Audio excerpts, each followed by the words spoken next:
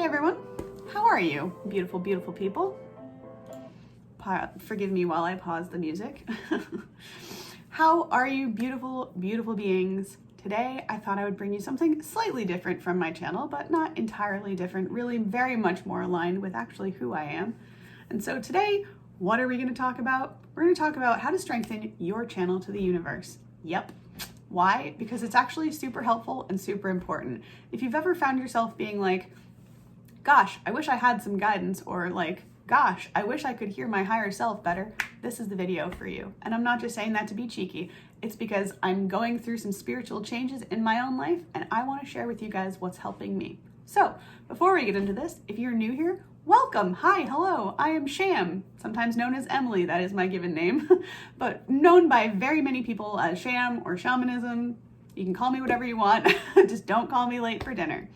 I am an author, an entrepreneur, and a musician, and I'm here to help you guys become your next best versions and to help teach you how to grow anything and everything under the sun.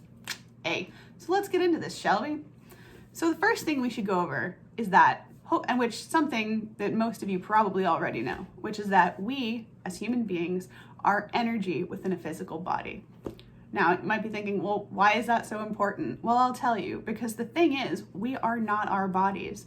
So often we think that, gee, you know, I am this limited thing. I am nothing more than this physical thing. And you know what? We're more than that. We're so much more than that. It's actually almost a bit of a joke that we kid ourselves into thinking that we can't manifest at any point in our lives, because guys, we are master manifestors, no joke. So the fact that we are energy inside this physical body, the first thing to kind of be aware of is the fact that you're not limited. The only thing that limits us is our physical body. But basically what I'm saying is, if you can get in touch with the more energetic side of you, the essence more of you, then you will be able to transcend the physical body and you can bring your manifestations into your physical reality. And I know that might sound like, well, that seems too good to be true, but I can promise you that you will see changes in your life, you know, and that the better, I don't want to say the better manifester you become, but the more accustomed you become to the way to kind of communicate back and forth with the universe, the better things the easier it'll be for things to come into this reality for you. So the second thing to know is that if you want to be more free within your own body, one of the single most important things that you need to do is move your body. We talk a lot in the spiritual field about how the energy system is, you know, we use chakras to sort of discuss it. But basically what you need to know is that our main channel, if you want to think of it like plumbing, my master often speaks about how, you know, the spine is the main tap system of the body. So if you think of it literally like plumbing, like a tap, the single most important point on the body well, there's a few. I mean, really there's a lot, because ideally you want all your chakras, major and minor, to be open, because what that allows is for all of your energy to be flowing through your system, or all of any other energy to flow through you. So yoga is what I have found to be one of the best ways to open up your system. I specifically have found no other exercises that were as effective at opening up all of my body systems. So personally, I would recommend you do yoga. But to start with, if you're just getting into sort of meditation and you want to do this, I would just say, start with at least just moving your body, at least just exercise some. Even if you just do what you would consider to be light stretches, bending over, trying to touch your toes, things like that, it'll really help to open you up a little by little. And then I would say try yoga. If it's not for you, I'm sure there's some kind of activity that is, but know that the single most important part of your body is your spine. So you might be asking yourself, well, what can I do to open up my spine? Because for me personally, guys, I had a back injury maybe 5 or 10 years ago. One of my temporary jobs, I was lifting something heavy off the pallet and I hurt my lower back. So I've been working to open up my back, so I know exactly what you guys might be going through and the stiffness that you may initially feel from opening this up. But I will also attest to the fact that the more and more you open that up, like if you practice daily. So here's an exercise, and we're gonna use my little buddy the elf here. My little buddy elf sitting, I'm sorry, he's winking. It looks kind of creepy, like he doesn't have a second eye, but he does. He's winking, I promise. He has an eye, it's just closed. Anyway, our little meditating elf here, it's actually pretty perfect. He's got his hands in the proper position when you, well, proper. One of the ways that it's best to meditate is your left hand down, right palm on top, and your palms just, palms, am I okay? Your thumbs lightly touching. So like this. And so he's actually perfectly pretty much in that, even though his hands are fused together.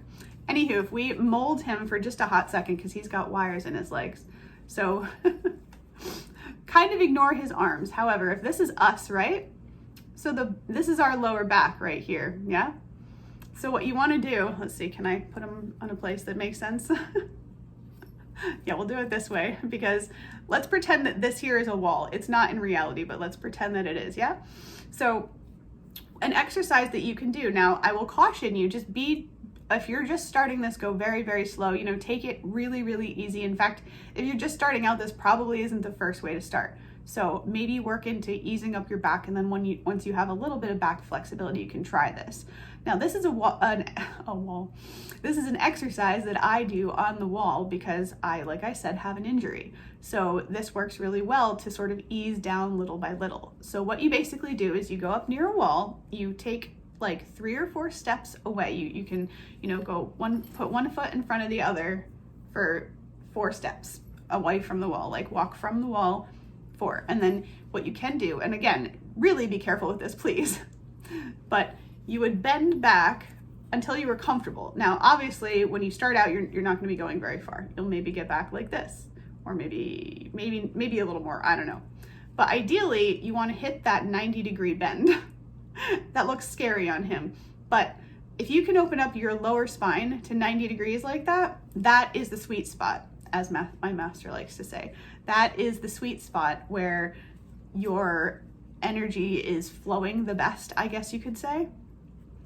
So that is another way. If you practice that every day and you go a little bit further, I mean, you don't have to focus on getting further down the wall. The point is that you make your back flexible by practicing the back bend every single day. You don't have to do it every single day. Obviously, go according to your ability and how your back is feeling. You know, always listen to your body. We always say, not pain, pressure only. And just take it easy, because again, your back is the most powerful part, so you don't want to hurt yourself there. But if you can ease into eventually getting to the point to where you're 90 degrees, that is the sweet spot. And you'll find that the more you open up your back there, that you just, the energy just flows through you. It's strange and beautiful and amazing all at the same time. So the 3 things that you can do to help yourself, these are just 3 little ways that you can help improve your connection, your channel to the universe. Breath work, really breath work. There are some really simple breath works you can do. One of the easiest ones I can think of is extremely simple. You literally just concentrate on your breathing, and you breathe in slowly for, let's just say, 4 counts. You breathe in,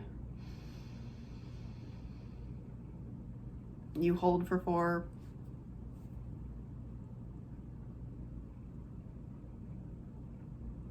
and then you exhale for 4.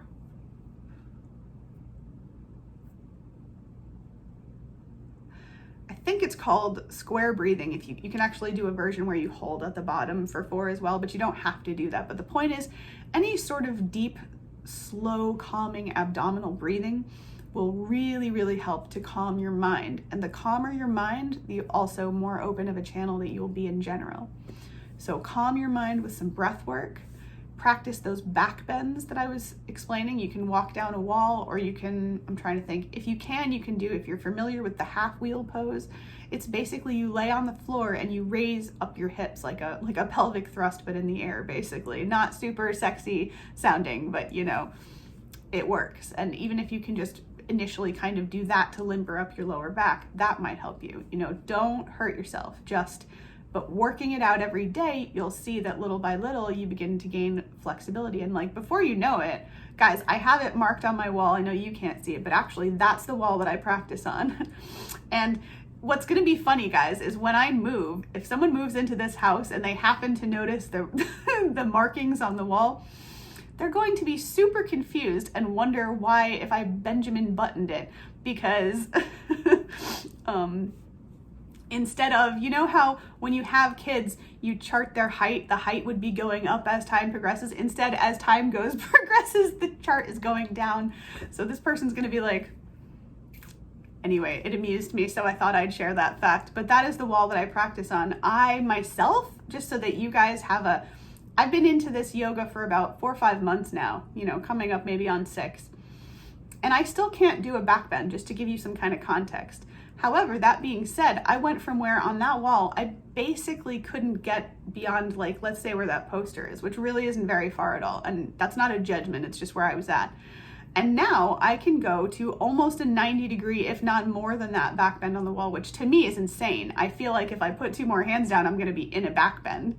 So guys, everything is achievable too. I just wanna throw that in there as a side, like, just mind blower for you.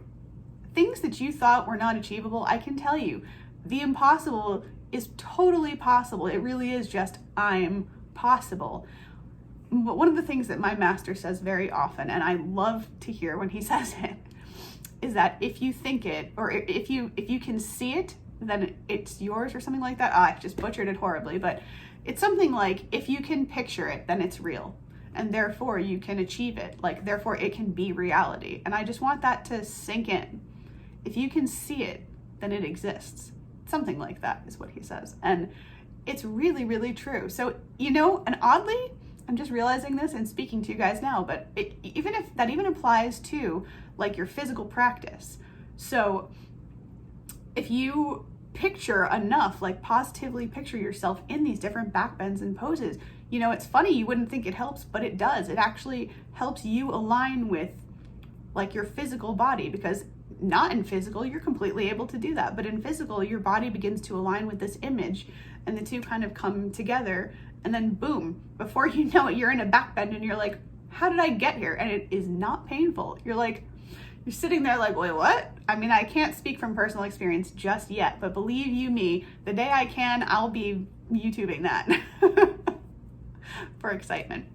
Oh, and one last thing to mention, which is actually super, super important, which I almost forgot, is that one of the simplest things you can do to practice just being an open channel, working with your spine in a less, say, aggressive manner than doing back bends, is to just sit, like I said, we'll use our little buddy again, to sit in half lotus, which we call Sukhasana, if you guys aren't familiar with the yoga names.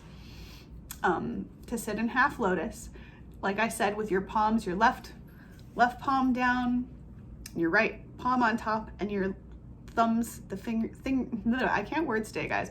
Your fingertips of your thumbs lightly touching, and just rest those in your lap in half lotus. And you sit there if you need a chair, you know, to sit in a chair, do that. But you'd sit up against the chair as straight as you can. You just want to sit there as straight as you can. We sometimes say comfortably erect, but really, you should try to remember the fact that if you can practice sitting up straight, and I know it feels weird and most of us don't, so it feels uncomfortable when you start to sit up straight regularly. But I tell you that eventually you will get accustomed to it and you'll be able to sit up straight longer and longer. And the longer and longer you can sit up straight, the better your connection will be. So the practice for this simple practice really is just sit here, breathe deeply, calm your mind, close your eyes. You know, try to calm your mind as much as you can, and then just be there, witness, as our master likes to say. And what that means is realize that I don't know the exact number, but our eyes are like a huge reason that we have all this mental conversation. All the input from visual stimulation makes our minds just this crazy, crazy wheel. So one of the reasons that we close our eyes sometimes when we're meditating is because that really shuts off a lot of the stimuli and allows you to calm your mind. So I would say to close your mind and try to just witness. So say you hear a sound, you just say it's, I don't know, a bell, you'd say bell. And instead of going off into, oh, well, I wonder if that was the dinner bell, was that the lunch bell? Gosh, who rang that bell? And this whole spiral of conversation, no, just say, okay, bell, pass. And believe me, I know how hard this is to start with, so do not feel bad if you get through like one thing and you're like, sound, pass. Yeah, I got it. And then you're like, ah, crap, I'm back. Don't feel bad. That's how everybody starts off. So those are 3 really easy ways or things you can do that will really, really surprisingly help strengthen your connection to the universe, help you become a clearer channel to the divine. And you might be thinking like, well, I don't know. If you don't believe me, try it out. Give it a whirl. I would love to hear if you liked this video at all, if it gave you any helpful tips, if you learned anything new, give me a like, please do. Comment, let me know, what are you doing to open up your body? Are you doing anything? How has your movement changed from 2020 into 2021? Have you made any major changes with your movement habits?